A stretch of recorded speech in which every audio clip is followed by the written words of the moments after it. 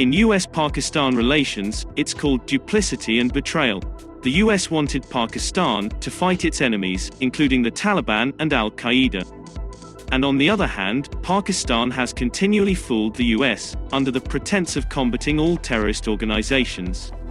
And the money it has received has been utilized to sponsor terrorism. But the United States has always blindly trusted Pakistan with this task, and followed the deceitful words of Pakistani leaders. Over the past decade, to be more precise, from 1948 to 2013, the United States contributed billions in assistance to Pakistan, half of which was for military objectives. Pakistan was required to spend the aid and finances it received by buying American products, food, and other services. And in return they have given the US nothing but lies and deceit, thinking of their leaders as fools. Over the previous 15 years, Pakistan has received more than $33 billion from US aid, and with this cash, they have developed and sponsored terrorists, as well as given safe haven for terrorists that the US is tracking in Afghanistan. While collecting billions of dollars in military and economic assistance, they have slowly bled the US in Afghanistan by backing the Taliban, the Haqqani network, and other terrorist organizations. The focus on aiding terrorist operations in Pakistan grew increasingly significant under the George W. Bush administration, notably after the 9/11 attacks.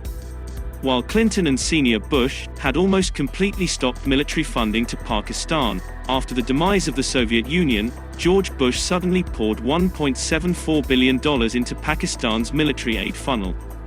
The pattern persisted under the Obama administration.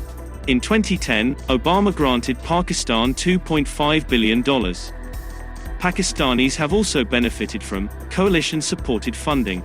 In the last years of the Obama administration, the US discovered that Pakistan was giving a safe haven to the Taliban-affiliated Haqqani network, and withheld aid as a consequence.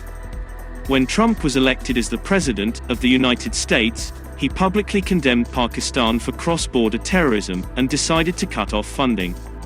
Top US congressmen have praised Donald Trump's harsh stance towards Pakistan, and asked that Islamabad be declared a state sponsor of terrorism, and that its key non-NATO ally status be withdrawn to compel it to cease sponsoring terrorist organizations.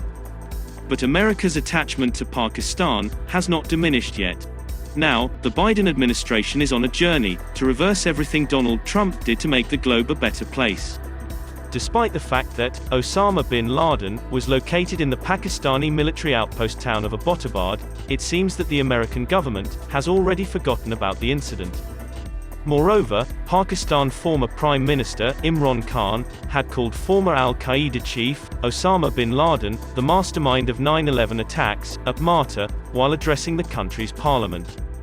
How can you trust a nation whose prime minister refers to a terrorist as a martyr? He is now strengthening Pakistan, the hub of Southeast Asian instability. The F-16 fighter aircraft fleet sustainment program, valued more than $450 million, has been authorized by no one other than Joe Biden. This is the largest security assistance offered to Pakistan in the previous 4 years.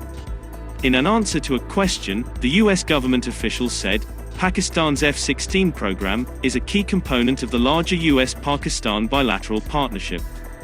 They said, the F-16 fleet lets Pakistan support counter-terrorism operations, and we expect Pakistan to take continuous action against all terrorist organizations. Concerns about American reliability were voiced often in India. From an Indian perspective, Americans are not always completely trustworthy, because of the dangers to Indian security posed by Pakistan. And it didn't take long for the Biden administration to disprove Indian concerns about American reliability. And he proved this by approving foreign military aid to Pakistan for the maintenance of F-16 fighter planes. However, a top US diplomat told India today that it was just a sale of spare parts for the existing F-16 fleet with Pakistan, and not aid from the US government. But the question is, how Pakistan can afford to buy anything, given that it is on the edge of bankruptcy. Significantly, the Trump administration froze nearly $2 billion in financial aid to Pakistan in 2018. The US had declared at the time that Islamabad was not a participant in the fight against terrorism. During Trump's presidency, things started to change. The purpose, however, altered as the individual in command switched. In the view of the U.S. military-industrial complex, Trump was an aberration and a maverick.